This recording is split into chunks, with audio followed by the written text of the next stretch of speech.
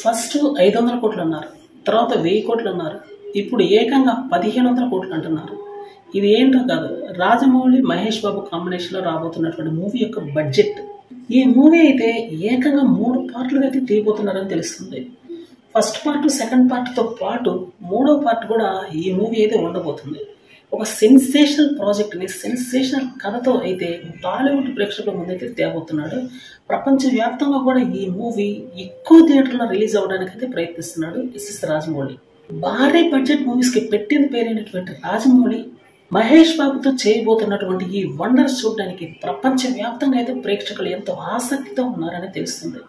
RRR మూవీతో block buster కొట్టి Oscar award కొట్టినటువంటి రాజమౌళి ఈ మూవీని ఇంకా ఎంత గొప్పగా తెరకెక్కిస్తాడో అన్నటువంటి పూర్తి స్థాయి ఎగ్జైట్మెంట్ అయితే ఆడియన్స్ ఉన్నారని చెప్పడంలో ఎటువంటి సందేహం లేదు.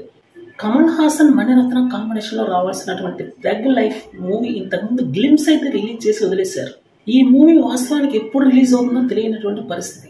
కానీ దీని గురించి ఉన్నటువంటి లేటెస్ట్ అప్డేట్ ఏంటంటే ఈ మూవీ అతి త్వరలో రిలీజ్ అయ్యే అవకాశం ఉందని.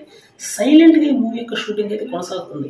మణిరత్నం కాంబినేషన్లో ఈ మూవీ మాత్రం సెన్సేషనల్ విక్టరీ సాధించే అవకాశం ఉందని మాత్రం తెలుస్తుంది.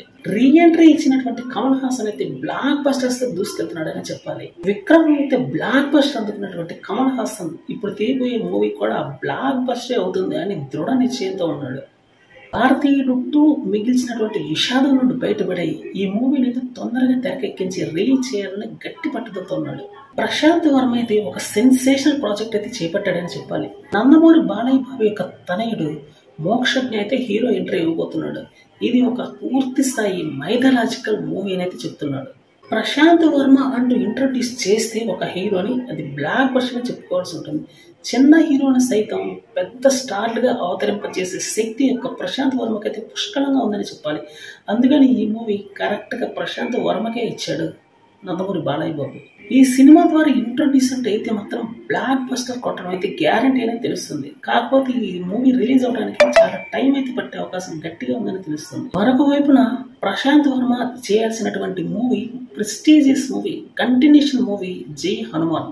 ఈ మూవీ మీద కూడా ఉన్నటువంటి అంచనాలు అసాధారణ స్థాయిలో ఉన్నాయన్న విషయం మనకు తెలియదు కాదు. ఫస్ట్ పార్ట్ ఎంత బ్లాక్ బస్టర్ అయిందో సెకండ్ పార్ట్ అంతగా మించినటువంటి బ్లాక్ బస్టర్ తీయాలని చూస్తున్నాడు ప్రశాంత్ వర్మ. ఈ గ్యాప్ లో బాలీవుడ్ హీరో ఒకళ్ళు తగిలారు, కానీ వాళ్ళు విడిపోయారు. అదే ఒక విధంగా మంచిదైందని చెప్పాలి. ప్రశాంత్ వర్మ అనుకున్నటువంటి కథని కాదని తను వేరే విధమైనటువంటి కథ చెప్పుకురావడం జరిగింది. అందువల్ల ఇద్దరి మధ్య విభేదాలు వచ్చి ఈ మూవీ అయితే పట్టాలు తప్పిందని చెప్పాలి. ఆ హీరో ఎవరో కాదు, రణ్వీర్ కపూర్ అనే విషయం మనకు తెలియదు కాదు. అతను బాలీవుడ్ లో వేరే మూవీ చేస్తున్నాడు. మరి చూడాలి ఆ మూవీ ఏం పీకుతుందో అని.